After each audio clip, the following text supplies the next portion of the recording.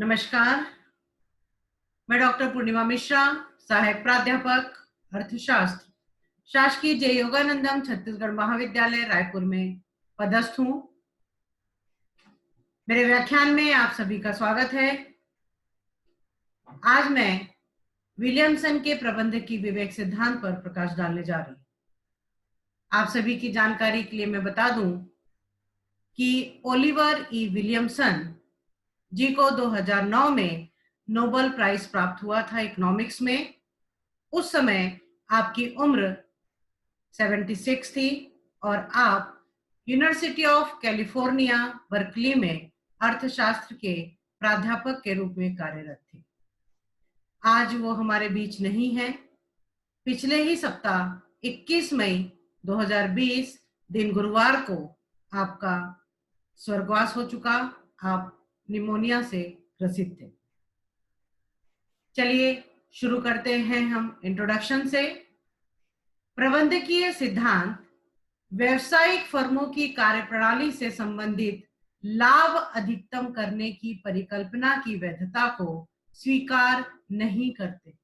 इसका अर्थ यह है कि न्यू क्लासिकल थ्योरी के अनुसार जो फर्म होता है उसका उद्देश्य होता है अधिकतम लाभ प्राप्त करना, और यह अधिकतम लाभ उस बिंदु पे प्राप्त होगा जहां पर सीमांत आगम सीमांत लागत के बराबर होगी और सीमांत आगम रेखा को सीमांत लागत रेखा के द्वारा नीचे से आकर काटा जाएगा, जिसे फर्म का संतुलन बिंदु कहते हैं। और इस संतुलन बिंदु के अनुसार ही फर्म कीमत और उत्पादन का निर्धारण करती है और अधिकतम लाभ प्राप्त करती है। परंतु इस परिकल्पना की वैधता को प्रबंधकीय सिद्धांत स्वीकार नहीं करते।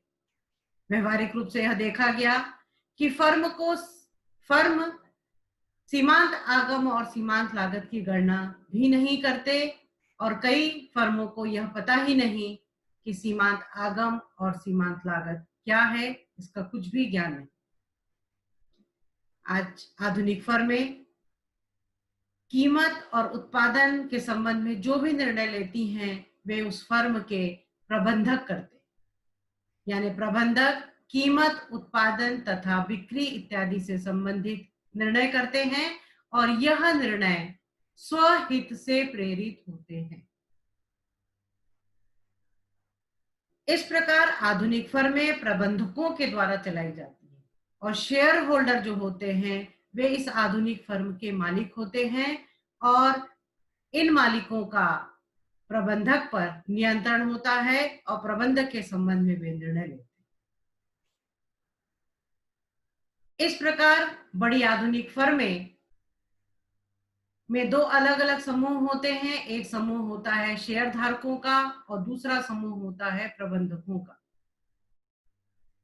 शेयर धारक मालिक होते हैं जिनका उद्देश्य होता है कि वे अपने निवेश पर अधिकतम प्रतिफल प्राप्त करें। प्रबंधकों के समूह में मुख्य मैनेजिंग डायरेक्टर होता है और हर विभाग के अलग अलग प्रबंधक होते हैं, चाहे वो ऑपरेशन से संबंधित हो, रिसर्च एंड डेवलपमेंट से संबंधित हो, मार्केटिंग से संबंधित हो, प्रोडक्शन से संबंधित हो या डिस्ट्रीब्यूशन से संबंधित हो। और ये प्रबंधक अपने उपयोगिता फलन को अधिकतम करना इन प्रबंधकों का उद्देश्य होता है। विलियमसन का जो प्रबंधकीय विवेक सिद्धांत है वह प्रबंधकों के उपयोगिता फलन को अधिकतम करने से संबंधित है। ओलिवर ई विलियम जी ने आर.एम. सायर्ट तथा जे.बी. मार्च की a behavioural theory of the firm तथा प्रिंसटन हॉल की a model of rational managerial behaviour, इन दोनों व्यवहारवादी सिद्धांत को आधार बनाकर 1964 में अपने प्रबंधकीय विवेक सिद्धांत का विकास किया, जिसे प्रबंधकीय उपयोगिता अधिकतमकरण मॉडल भी कहते हैं। इस सिद्धांत का प्रकाशन the economics of discretionary behaviour managerial objective in a theory of the firm में हुआ। 1964 में जब उन्होंने अपने मॉडल का विकास किया, तब ओलिवर ई विलियम जी की उम्र 31 वर्ष थी। विलियमसन ने व्यवहारवादी सिद्धांत को आधार बनाकर अपने प्रबंधकीय विवेक सिद्धांत का विकास किया है, प्रतिपादन किया है। आइए हम देखते हैं कि यह व्यवहारवादी सिद्धांत क्या कहते हैं। सायर्ट तथा मार्क्स के सिद्धांत के अनुसार फर्मों में स्वामित्व का मतलब होता है शेयर होल्डर, और प्रबंधक के कार्य अलग अलग होते हैं। जो स्वामित्व होता है, जो शेयर होल्डर होते हैं, वे प्रबंध पे नियंत्रण रखते हैं, प्रबंध के संबंध में निर्णय करते हैं। और फर्म के जो प्रबंधक होते हैं, वे फर्म पर प्रभावपूर्ण नियंत्रण बनाए रखते हैं। यानी फर्म पर प्रभावपूर्ण नियंत्रण करने का जो कार्य है, वे प्रबंधक करते हैं। और प्रभावपूर्ण नियंत्रण करने के लिए फर्म के संसाधनों को वे दिशा निर्देश देते हैं, और दिशा निर्देश जो होता है और देते समय वे अपने स्वहित को ध्यान में रखते हैं। यानी स्वहित को ध्यान में रखते हुए वे फर्म पर प्रभावपूर्ण नियंत्रण करते हैं, और प्रबंधक अपनी सत्ता बनाए रखने के लिए बिल्कुल निश्चित होते हैं। परंतु आवश्यक ये है कि फर्म समुचित विकास दर प्रदर्शित करती हो तथा शेयर होल्डर को उनके लाभांश का भुगतान किया जाता हो, और ऐसा लाभांश जिससे वे संतुष्ट रह सकें। यानी अंशधारियों को खुश रखने के लिए पर्याप्त लाभांश का भुगतान किया जा रहा हो।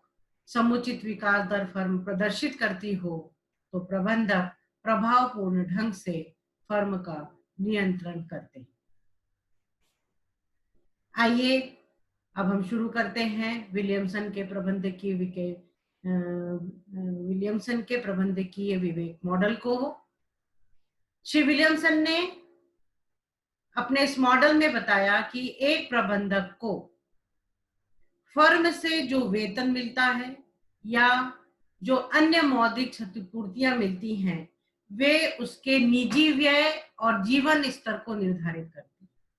परंतु इसके अतिरिक्त प्रबंधक बहुत से घटकों का उपयोग करना चाहते हैं, और उपयोग करके अपने उपयोगिता को अधिकतम करने का प्रयास करते हैं। प्रबंधक इस कार्य के लिए संभावित लाभों को उन मदों पर अनावश्यक व्यय करने के लिए दिशा निर्देश देते हैं जिनसे वे व्यक्तिगत तौर पर फायदा उठाकर प्रयोग करके संतुष्टि प्राप्त करके अपनी उपयोगिता को अधिकतम करने का प्रयास करते हैं। विलियमसन ने बताया कि प्रबंधक जो है वे संभावित लाभों को अनावश्यक व्यय करते हैं उन मदों पर, ऐसे मद जो कि फर्म के विकास के लिए आवश्यक नहीं है, परंतु इन मदों पर व्यय करके, इन घटकों का प्रयोग करके जो प्रबंधक है वह संतुष्टि प्राप्त करता है, और संतुष्टि प्राप्त करके अपने उपयोगिता को अधिकतम करने का प्रयास करता है। विलियमसन ने अपने इस मॉडल में बताया कि जो प्रबंधक का उपयोगिता फलन है, यूटिलिटी फंक्शन है, ये 3 चरों पर आधारित होता है। पहला चर है स्टाफ व्यय, स्टाफ एक्सपेंडिचर, दूसरा है प्रबंधन शिथिलता, मैनेजमेंट स्लैक, तीसरा है विवेकाधीन कोष, डिस्क्रिशनरी फंड। उन्होंने अपने यूटिलिटी फंक्शन को इस प्रकार प्रस्तुत किया: U is equal to function of SMD। U जो है यह उपयोगिता फलन है, उपयोगिता को प्रदर्शित कर रहा है। F का मतलब है फलन, S का मतलब है स्टाफ व्यय, स्टाफ एक्सपेंडिचर, M जो है मैनेजमेंट स्लैक, प्रबंधन शिथिलता, D जो है विवेकाधीन कोष, डिस्क्रिशनरी फंड। अतः यह जो है यह है उपयोगिता फलन। U is equal to function of SMD। उपयोगिता जो है वह इन 3 चरों पर निर्भर करेगी। आइए अब हम देखते हैं ये तीनों चर क्या है। सबसे पहले हम लेते हैं स्टाफ एक्सपेंडिचर। विलियमसन का मानना है कि एक प्रबंधक के नियंत्रण के अंतर्गत कर्मचारियों की संख्या जितनी अधिक होती है उतनी ही उसकी प्रतिष्ठा में वृद्धि होगी, उतनी ही उसकी शक्ति अधिक होगी और उतना ही अधिक उसका वेतन और पारितोषिक होगा। यानी कर्मचारियों की संख्या पर प्रबंधक की प्रतिष्ठा, उसकी शक्ति, उसका वेतन, उसका पारितोषिक जो है वो निर्भर करता है। अर्थात प्रबंधक का वेतन, प्रतिष्ठा और नौकरी की जो सुरक्षा है, जो शक्ति है, उससे प्राप्त होने वाली जो उपयोगिता है, यह उपयोगिता कर्मचारियों की संख्या पर निर्भर करती है। इसलिए प्रबंधक अपने अधीन कार्यरत कर्मचारियों की संख्या को बढ़ाना चाहते हैं, साथ ही साथ उनका वेतन भी बढ़ाना चाहते हैं। उनके अंतर्गत जितने भी कर्मचारी काम करते हैं उन्हें विभिन्न प्रकार की सुविधाएं भी प्रदान करना चाहते हैं। कहने का तात्पर्य यह है कि वे अपने स्टाफ पर व्यय करना चाहते हैं। इसलिए विलियमसन के द्वारा इस चर को स्टाफ व्यय या कर्मचारियों पर मौद्रिक व्यय कहा गया है। दूसरा है प्रबंधन शिथिलता, मैनेजमेंट स्लैक। प्रबंधन शिथिलता के अंतर्गत अनावश्यक प्रबंधकीय अनुलाभ शामिल होते हैं। शब्द है अनावश्यक। इसलिए अनावश्यक इसलिए है क्योंकि ये घटक फर्म की कुशलता, उसके विकास, उसके प्रभावशाली कार्य संपादन के लिए आवश्यक नहीं होते। ये वे घटक हैं जिनका प्रबंधक निजी तौर पर प्रयोग करता है। और वे घटक है सुंदर लड़कियों को निजी सचिव बनाना, उन पर व्यय करना, आलीशान कार्यालय बनाना जो कि विलासितापूर्ण होते हैं, कारों पर व्यय, फोन पर व्यय इत्यादि विशाल व्यय वे करते हैं और इन घटकों का स्वयं प्रयोग करके अपनी उपयोगिता को वे बढ़ाना चाहते हैं। विलियमसन का यह मानना है कि आधुनिक फर्मों में प्रबंधन शिथिलता उत्पादन लागत का एक अंग बन चुकी है। तीसरा है विवेकाधीन कोष, डिस्क्रिशनरी फंड।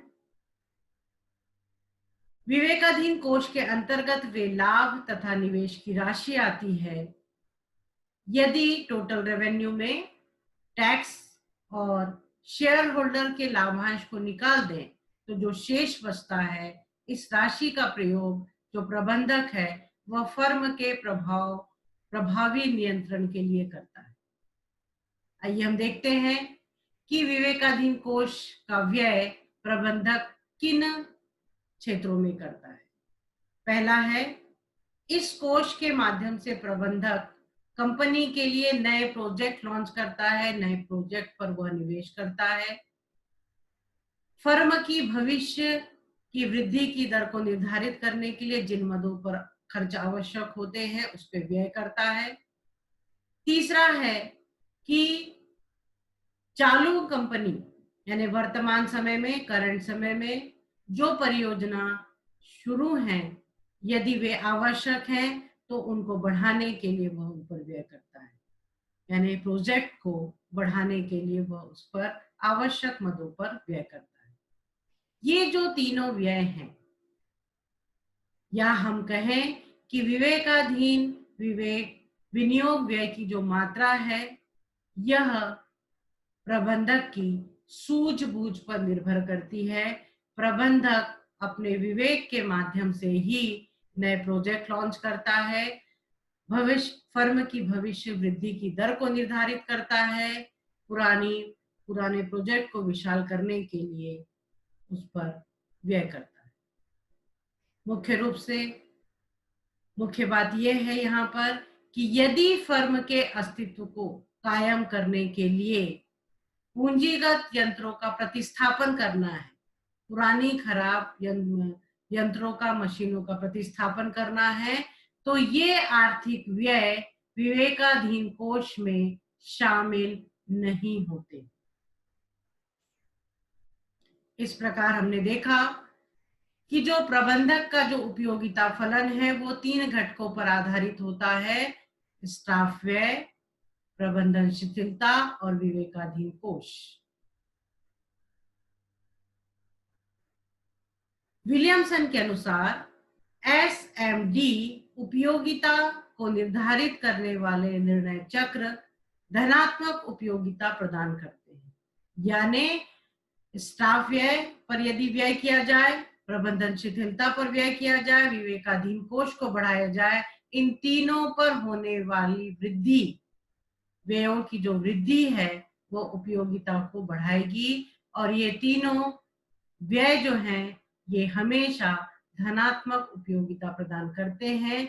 इसलिए विलियमसन का मानना है कि फर्म सदा उनके मूल्य S greater than 0, M greater than 0, D greater than 0 प्रतिबंध की शर्त के अधीन चलती है। विलियमसन ये मानते हैं कि उपयोगिता पर घटती हुई सीमांत उपयोगिता का नियम लागू होता है। इसका अर्थ ये है कि एसएमडी स्टाफ है, प्रबंधन शिथिलता, विवेकाधीन कोष पर की जाने वाली प्रत्येक वृद्धि प्रबंधक की उपयोगिता में छोटी वृद्धि करती है। विलियमसन ने आगे अपने इस मॉडल में बताया कि फर्म जिस वस्तु का उत्पादन करती है उसकी कीमत को 3 तत्व निर्धारित करते हैं। एक है उत्पादन की मात्रा, दूसरा है स्टाफ व्यय, तीसरा है मांग में परिवर्तन। अर्थात विलियमसन के अनुसार कीमत को उत्पादन, स्टाफ व्यय, मांग में परिवर्तन तत्व का फलन माना है। P is equal to function of X S E। P जो है वह है वस्तु की कीमत, F है फलन, X वह वस्तु है जिसका फर्म उत्पादन कर रही है, इसकी मात्रा, S है स्टाफ व्यय और E का मतलब है मांग में परिवर्तन। कीमत पर इन तीनों तत्वों का प्रभाव पड़ता है।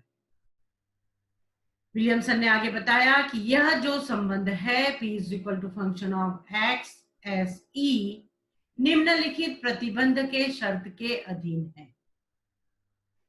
जिसमें पहला है delta P upon delta X less than 0। कीमत में परिवर्तन, वस्तु के मात्रा उत्पादन में परिवर्तन, कीमत में परिवर्तन बटे वस्तु के उत्पादन में परिवर्तन छोटा है 0 से, क्योंकि यह बतला रहा है कि मांग फलन ऋणात्मक ढाल वाला है। इसका अर्थ यह है कि X में जब वृद्धि होती है वस्तु के उत्पादन और कीमत में ऋणात्मक संबंध होता है। फर्म जिस वस्तु का उत्पादन कर रही है उसके उत्पादन की मात्रा और वस्तु की कीमत में ऋणात्मक संबंध पाया जाता है। दूसरा है delta P upon delta S greater than 0। कीमत में परिवर्तन बटे स्टाफ व्यय में परिवर्तन बड़ा है 0 से। यानी यदि स्टाफ व्यय में वृद्धि होती है तो उत्पादन लागत बढ़ती है और उत्पादन लागत बढ़ने से कीमत में वृद्धि होगी। स्टाफ व्यय के बढ़ने से वस्तु की मांग में भी वृद्धि होती है और ऐसा इन दोनों में यानी वस्तु की कीमत और स्टाफ व्यय में धनात्मक संबंध पाया जाता है। तीसरा है delta P upon delta E greater than 0। यानी कीमत में परिवर्तन, मांग में परिवर्तन, कीमत में परिवर्तन बटे मांग में परिवर्तन बड़ा है 0 से। यानी मांग में परिवर्तन और कीमत के बीच में धनात्मक संबंध होता है। यदि मांग में वृद्धि होगी तो स्टाफ व्यय में वृद्धि होगी और स्टाफ व्यय में वृद्धि होने से उत्पादन लागत बढ़ेगी और उत्पादन लागत बढ़ने से कीमत में वृद्धि होगी। यानी विलियमसन के अनुसार उत्पादन की मात्रा और कीमत में ऋणात्मक संबंध होता है, स्टाफ व्यय और कीमत में धनात्मक संबंध होता है, मांग में परिवर्तन और कीमत में धनात्मक संबंध होता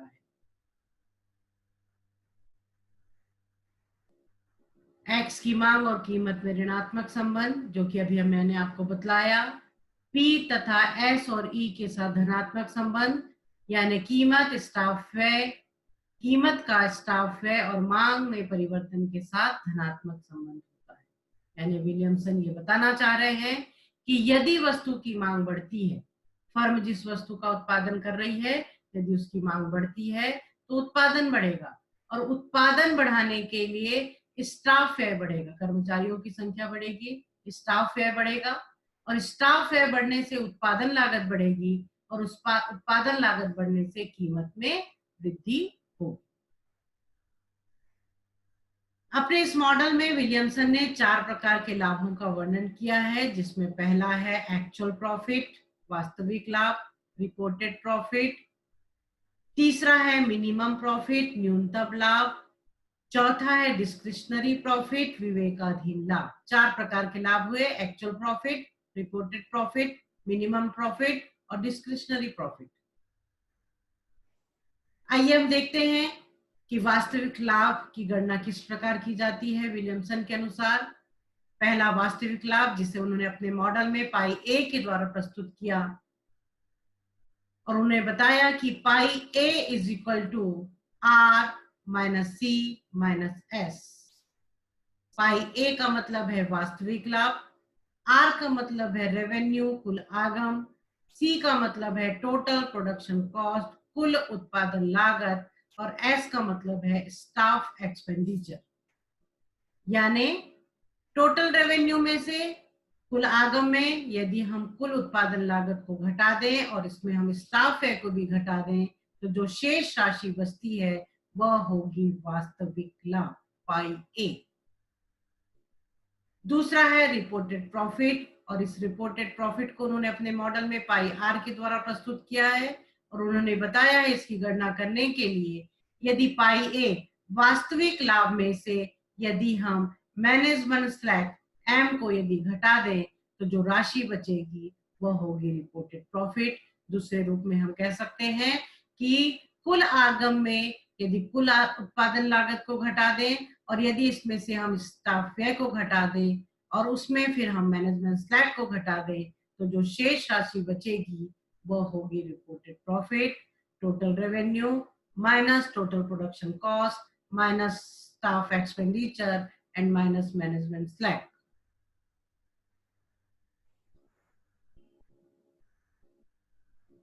तीसरा है न्यूनतम लाभ। न्यूनतम लाभ शेयर मालिकों को संतुष्ट करने के लिए आवश्यक लाभ है, जिसे उन्होंने पाई जीरो के द्वारा प्रस्तुत किया है। रिपोर्टेड प्रॉफिट पाई आर में से टी का मतलब है टैक्सेस। रिपोर्टेड प्रॉफिट में यदि टैक्सेस को घटा दिया जाए तो जो शेष बचता है वह है न्यूनतम लाभ। चौथा है विवेकाधीन लाभ। यह विवेकाधीन लाभ प्रबंधक को प्राप्त होता है, जिसे उन्होंने डी के द्वारा प्रस्तुत किया है, हम पढ़ चुके हैं। पाई आर मतलब होता है रिपोर्टेड प्रॉफिट। रिपोर्टेड प्रॉफिट में न्यूनतम लाभ घटा दें, उसमें से टैक्स को घटा दें, तो जो शेष राशि बचती है वह होता है विवेकाधीन कोष। और इस विवेकाधीन कोष का प्रयोग जो है प्रबंधक नए प्रोजेक्ट को लॉन्च करने के लिए, पुराने प्रोजेक्ट को बढ़ाने के लिए और भविष्य की वृद्धि की दर तय करने के लिए प्रबंधक जो है अपने विवेक से व्यय करता है। आइए रेखा चित्र के माध्यम से विलियमसन के इस मॉडल को हम समझने का प्रयास करते हैं।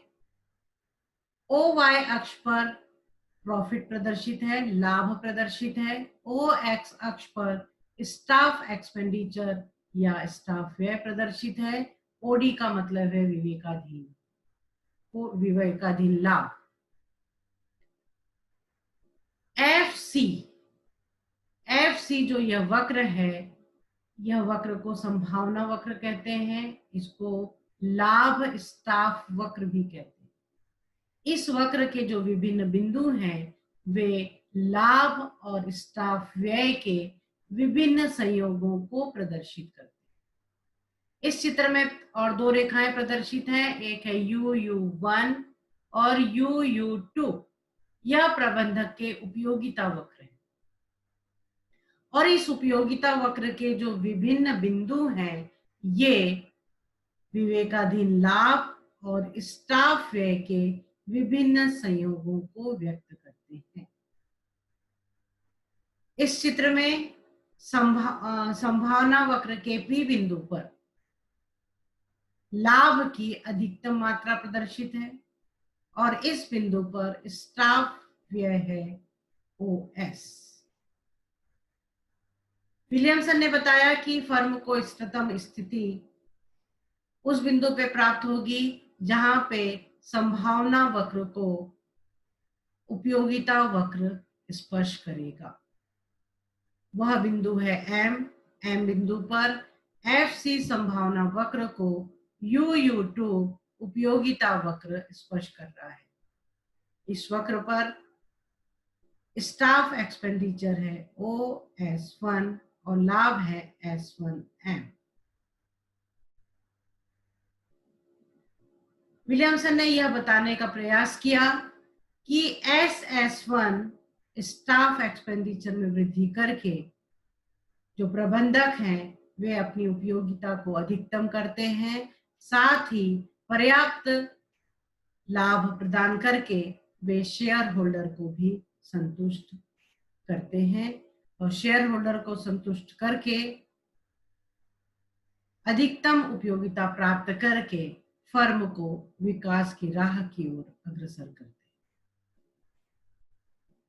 आइए चलिए अब हम विलियमसन के प्रबंधकीय विवेक सिद्धांत का मूल्यांकन करते हैं।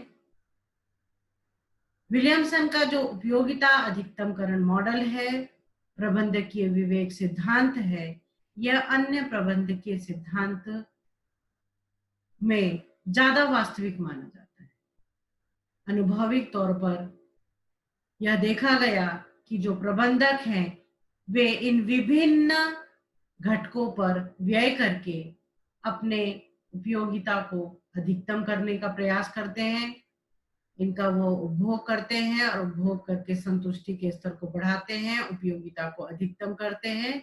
साथ ही साथ वे शेयर होल्डर को संतुष्ट करते हैं और फर्म को विकास की ओर अग्रसर करते हैं।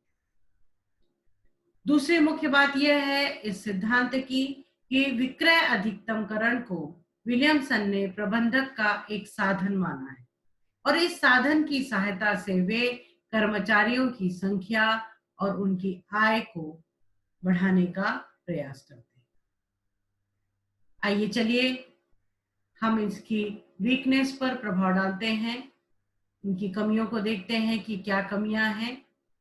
उपयोगिता वक्र में स्टाफ और प्रबंधक के पारिश्रमिकों को इकट्ठा कर दिया गया है।